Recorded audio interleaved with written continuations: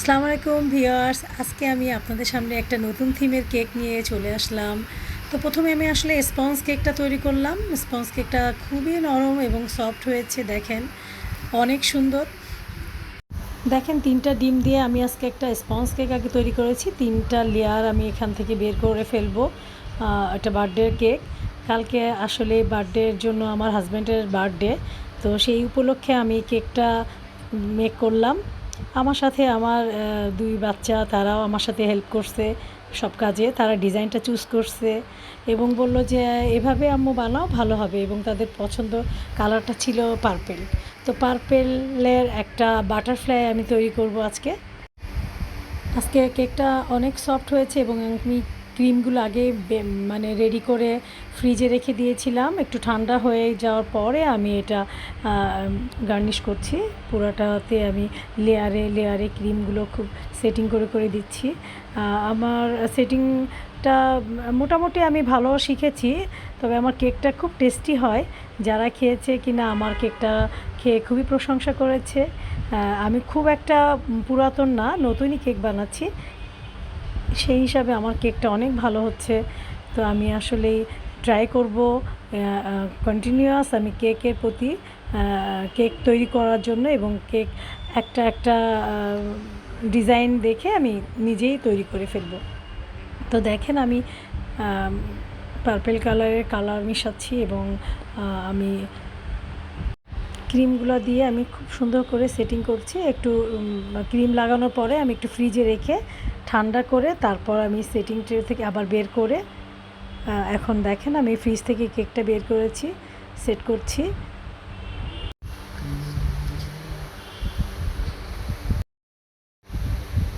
আমি মাঝখান থেকে কেকটা কেটে আমি বাটারফ্লাইয়ের শেপ তৈরি করে ফেললাম।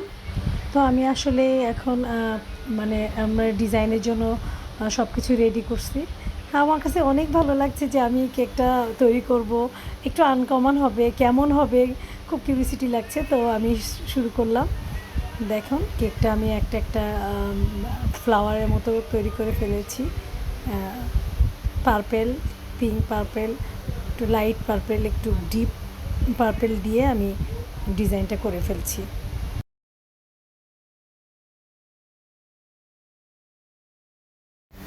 কোনো প্রকার নজেল ছাড়াই আমি এই কেকটা রেডি করে ফেললাম।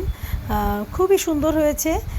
একটু ফ্রিজে রেখে আবার একটু বাইরে রেখে রুম টেম্পারেচারের মধ্যে এই কেকটা তৈরি করতে হয়। ফ্যানের বাতাস কোনোভাবেই কেকে লাগানো যাবে না, তাহলে আমাদের কেকটা মানে গলে যাবে ক্রিমটা। তো ফ্যানটা অফ করে এসি ছেড়ে আমরা আসলে কেকটা বানালে বেশি বেটার হয়। আর কখনোই ফ্যানটা ছেড়ে আপনারা কেক তৈরি করবেন না।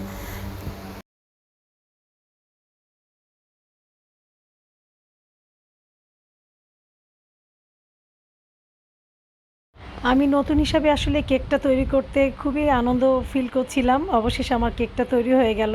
একটু কষ্ট হয়েছিল ডিজাইন আনতে। তো আমি আসলে নিজের মতো করে একটু ডিজাইন চেঞ্জ করেছি। বাটারফ্লাই দিয়েছি, কিছু গার্নিশ দিয়েছি, কিছু বল দিয়ে সুইট বল দিয়েছি, দিয়ে আমি কেকটা তৈরি করেছি। অবশেষে আমার ফাইনালি কেকের ডিজাইনটা তৈরি হয়ে গেল। দেখুন আমার কেকটা। সবার যদি আমার কেকটা দেখে ভালো লাগে, শেয়ার করবেন, কমেন্ট বক্সে যাবেন এবং আমাকে লাইক কমেন্টস করবেন। আর পছন্দ হলে অবশ্যই ইনবক্স করবেন। আর আমার ফোন নাম্বার আমার পেজের সাথে দেওয়া থাকলো। আমার পেজের নাম চুমকি লাইফস্টাইল, আমার ফেসবুক পেজ চুমকি তামিমা। ধন্যবাদ সবাইকে।